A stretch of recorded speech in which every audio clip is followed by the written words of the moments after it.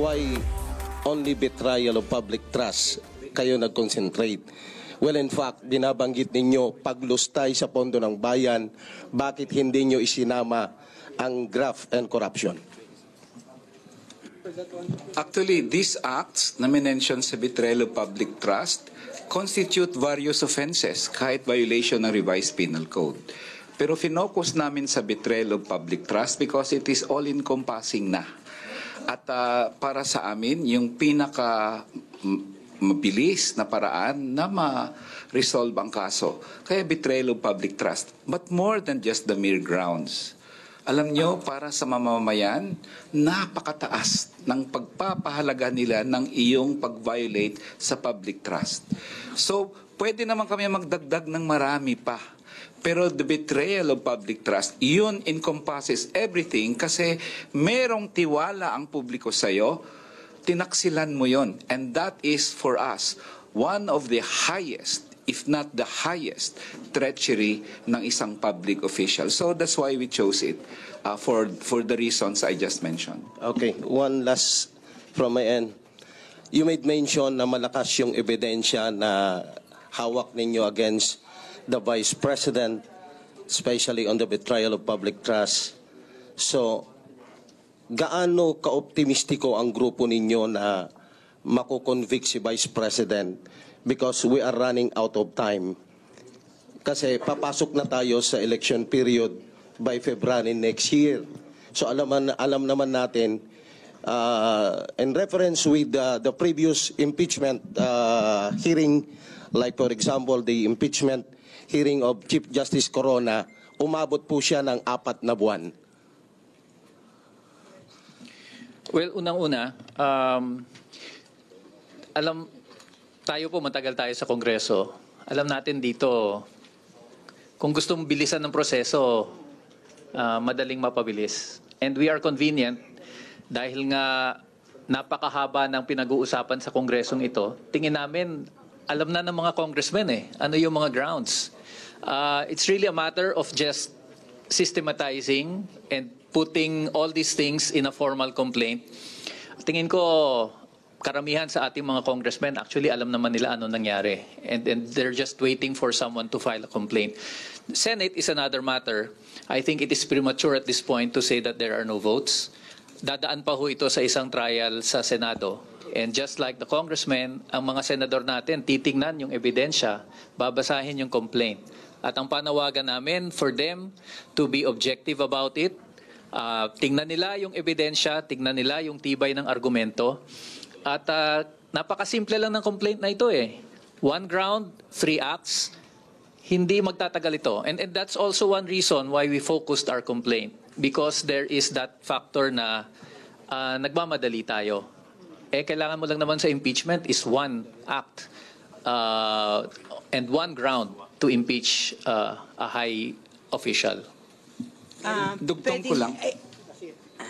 Idagdag ko lang na kaya sa ngayon umaapila kami sa mga miyembro ng mababang kapulungan na bumoto ayon sa kanilang konsyensya. Hindi ayon sa kanilang partido, hindi ayon sa kung sino pa man na personal na interest nila, kung hindi ayon sa pag-weigh nila sa kung ano ba ang tama o mali sa ating bayan.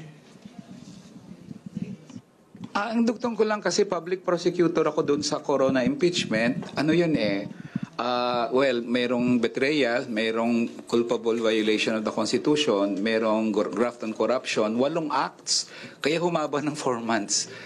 Anyway, if you can prove an impeachable ground in 1 act, that is enough. So hindi na kami tatarget ng katulad sa Corona na humaba ng 4 na buwan. And in fact, ito, because 1 ground lang talaga siya, baka naman mas mabilis ito. Baka nga 1 buwan tapos na yung trial sa Senate kung sakasakaling matuloy doon. Bilang isa sa mga complainant, ang panawagan din natin sa Kongreso, sa mga kongresista na sa kabila ng pahayag ni Pangulong Marcos Jr. na hindi raw mahalaga ang impeachment ay suportahan ang impeachment complaint na ito dahil kung di man mahalaga sa presidente, mahalaga sa mamamayan, no, na panagutin si Vice Presidente Duterte sa kanyang mga kasalanan, yung sinabi nating betrayal of public trust, yung maanumalyang paggamit at pag-ulat sa COA at pagtangging magpaliwanag sa Kongreso kaugnay sa 612.5 million pesos na pondo ng taong bayan. Mahalaga ito para sa taong bayan. Kailangang masingil at mapanagot ang Vice Presidente. Meron pa hong mga questions from the media? Sir, Ay, regarding kasi dun sa sabi ni former Congressman Nery na kung umabot ng 4 months yung kay Corona dahil maraming issues na discuss. Pero kasi ito, sir, pangalawang impeachment complaint to. Yung una, marami ring articles. Saka yung una, 4 na grounds yata yung ginamit. Pagsasamahin yun, hindi kayo matagalan din?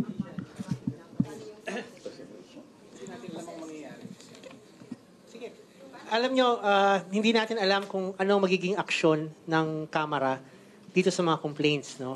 Normally yan, maraming complaints, pwedeng i-refer yan sa Justice Committee. At doon mangyayari yung determination ng form and substance and consolidation of the complaints. No? And it will be up to the House kung ano yung mga pinakamalalakas na mga grounds at mga kaso na isasampan nila bilang articles of impeachment. Pero, no, meron din naman kasing fast track na hindi na dumadaan sa Justice Committee at pag meron ng 1/3 na boto ng kabuuang membro ng mababang kapulungan, diretso na yon. No? Ngayon, kung ano yung complaint na didiretso sa Senado, kung makakuha ng 1/3 vote, hindi natin alam. Pero kami naman, kumpiyansa kami na itong fina-file natin, simple, direct to the point, matibay ang ebidensya, tingin natin pinakamalakas na ground, sana po ito yung masuportahan ng mga miyembro ng mababang kapulungan. Sir, you mentioned about yun nga, may fast track, no? Pwede na magpasa ng resolution na direkta po sa plenaryo, 1/3 ng boto ng 307 Kongs papunta na agad sa Senado. Pero paano na nga yun? Si PBBM na po nagsabi na nawagan sa House leadership. Naisang tabi nyo na muna any efforts na patalsikin itong si VP Sara. Paano tayo makakakuha, ma'am, Kong, ng boto sa plenaryo? And even itong pangharap nga sana na i-fast track to dahil wala na tayong oras. Thank you, Marian, sa tanong. No? Actually, nasagot na natin yan. Sabi ko nga, no interference. Legislation and executive are two different branches, no, of government.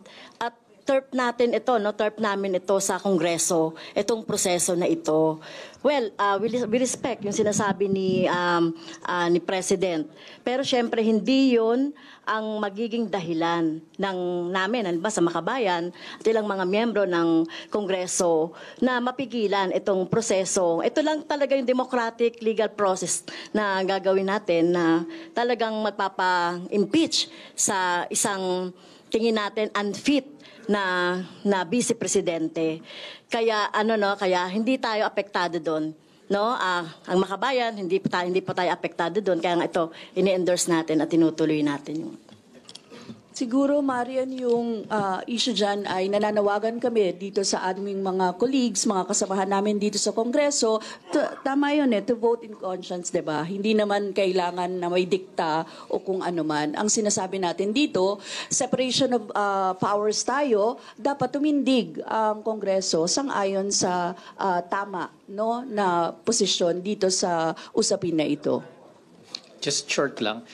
This is one of those instances na may pagkakataon ng Kongreso na ipakita sa taong bayan na siya ay independent.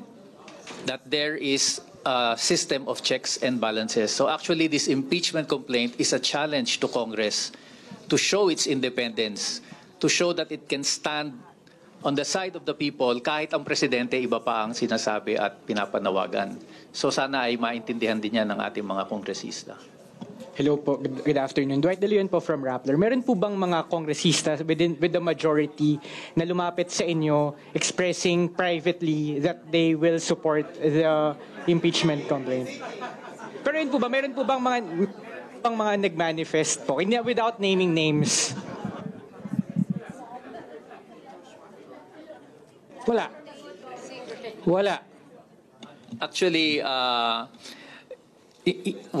tingin ko walang isa sa amin ang kinausap ng congressman na mag-file. Because kami talaga, tingin namin, ito ang aming tungkulin. No? This is, sinasabi nila palagi in their pronouncements na kung may magfa-file, they are duty bound to act on it. So, yun lang, ganun kasimpleng pahayag lang, sapat na para sa amin to do what we think is our duty as citizens, to hold high public officials accountable. No need for pakiusap. Sir, Sige. Ikaw na. Sige. Sagit lang sir, maikli lang. Willing ba ang sir, Makabayan to work with Akbayan considering yung history ng dalawang grupo? And pareho naman kayong on the side of in favor of impeaching Vice President. Ano ulit yung tanong? Ulit yung mga willing ba yung ano ulit? Ano ulit? Sir, willing ba ang Makabayan Bloc to work with Akbayan considering the history ng dalawang sides? Reps. Well, ikaw talaga, maintriga ka. Kung kasi di ba meron namang Kami incidents naman, in the past. ito kasi, syempre, pag usapin ng common naman, yung with common na usapin, well, di natin pag-uusapan yung ideological. Magkaiba talaga yun. Linawin natin yon. Pero kapag merong pareho naman ng mga usapin, issues, madalas naman nagkakasama. Halimbawa, kahit na nga doon sa, sa kalsada. So, kung sakali, kasi proseso ito, hindi lang for Akbayan or Makabayan ito. Usapin, proseso ito na gagampanan ng more than 300 na mga kongresista. Kaya hindi usapin dito yung Akbayan or Makabayan. Thank you. If I may just add to that, impeachment is a political process that requires numbers. So, obviously, para magtagumpay ang impeachment, kailangang magtrabaho ng sama-sama ang kinakailangan para mapanagot ang pinapa-impeach. Yes, go ahead. Hello, question ko lang. Kailan po nagsimula yung drafting ng impeachment complaint at bakit ngayon lang po? Kasi ilang buwan na rin tumatakbo yung Good Government Panel hearing on VP Sara's secret fund spending. Ba't ngayon lang po? Okay. Anahin lang natin yung process, no? Nung lumabas yung COA Notice of Disallowance, nung nagkaroon na ng budget hearings, nagsimula na yung pag-aaral namin ng grounds for impeachment. Pero hindi natin yan mamadali kasi nga kinailangan pang magkaroon ng mga committee hearings. So, nung natapos na yung marami-raming bilang ng hearings, I think 7 hearings, we're looking at 800 pages ng transcripts para sa buong pagdinig na yon. Yun ang naging dahilan kung bakit medyo tumagal. Kasi gusto natin, hindi lang yung basta mag-file. Gusto natin sinupin, gawing malakas, get everything that we can get from the transcripts, from the testimonies, review yung mga videos, review yung mga dokumento. Kaya tayo nandito ngayon. Yun yung prosesong pinagdaanan. Follow-up lang po. For the minority bloc po, nagsimula na po ba yung lobbying efforts natin to get support nga rito sa impeachment complaint natin?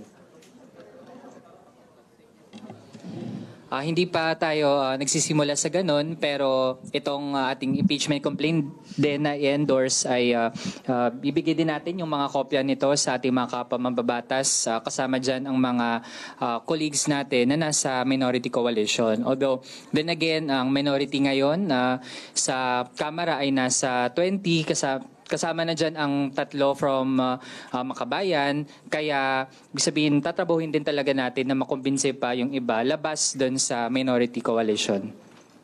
And the reason we have 75 complainants, lahat sila ay bahagi ng mga kakalampag, kakatok, makikiusap sa kanilang mga kongresista para suportahan itong impeachment complaint. So lahat yan po, sila ay kasama dun sa mga maglalabi at kakatok, mga ngalampag sa mga congressman.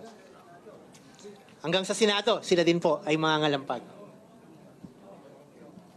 So, hindi na lang